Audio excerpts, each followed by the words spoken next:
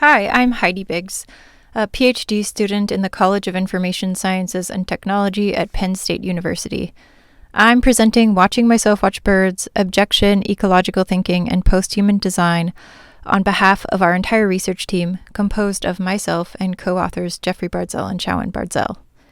The following presentation is high-level due to time constraints, but we encourage you to read the paper in full for more detailed accounting. As the first author, I conducted the autoethnographic research on birdwatching, but all of us discussed, reflected on, and wrote up the autoethnographic findings collaboratively.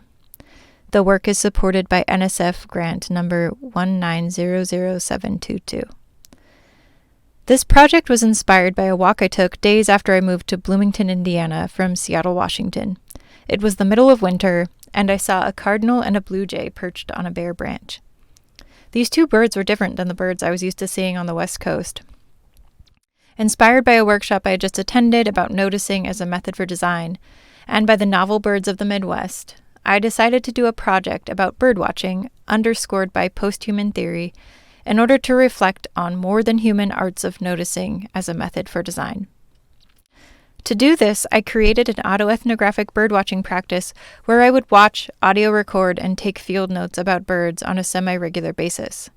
In order to reflect on my experiences, my autoethnography also included journaling and making practices. When these activities were synthesized after several months of data collection, our research team came to a novel observation. Unexpectedly, we noticed that by dedicating myself to birdwatching in a posthuman way, at least initially, I found birds overwhelming, strange, and alien. We concluded this feeling could be described as abjection, an idea which was in part inspired by ecological philosopher Timothy Morton.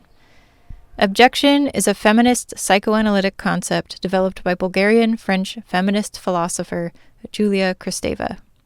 Abjection, according to Kristeva, is a primal and visceral rejection of things that were once part of the self, a rejection that is made by the self to establish the self.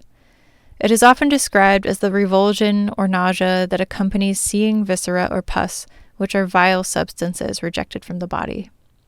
In this paper, we leverage the concept of abjection to unpack our ethnographic work, illustrating the shift of the human-non-human relationship from a subject-object relationship to a subject-abject relationship.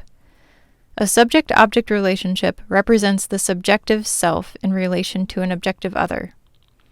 On the other hand, a subject-abject relationship recognizes an other as part of oneself, which is rejected to define oneself through rejection. Such a move radically imagines more than humans as an ecological part of humans, that humans have rejected to constitute themselves.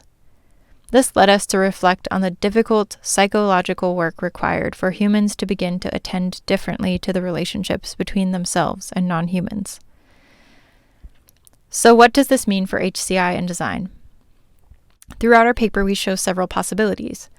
In our findings section, I offer vignettes that show the transition from birds as abject toward an experience I had of visiting a swamp and conducting field recordings there.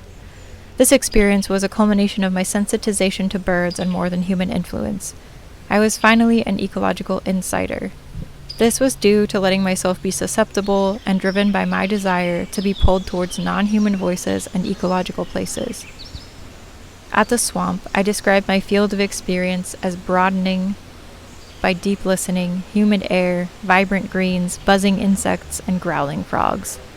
I felt myself dissolve a bit. In the discussion, we suggest that making practices and sounds are valuable tools for designing research which explore ecological posthumanism, that backbrain noticing might open doors for critiquing cognitive norms through designing for alternative fields of experience, and finally, we reflect on how imagining the sensory experiences of technologies has implications for design. In the face of climate crisis, as more and more design scholars seek ways to decenter the human in design, this project is an early attempt at refining noticing as a method for posthuman awareness and looking for novel design strategies for designing for posthuman experiences. Thank you.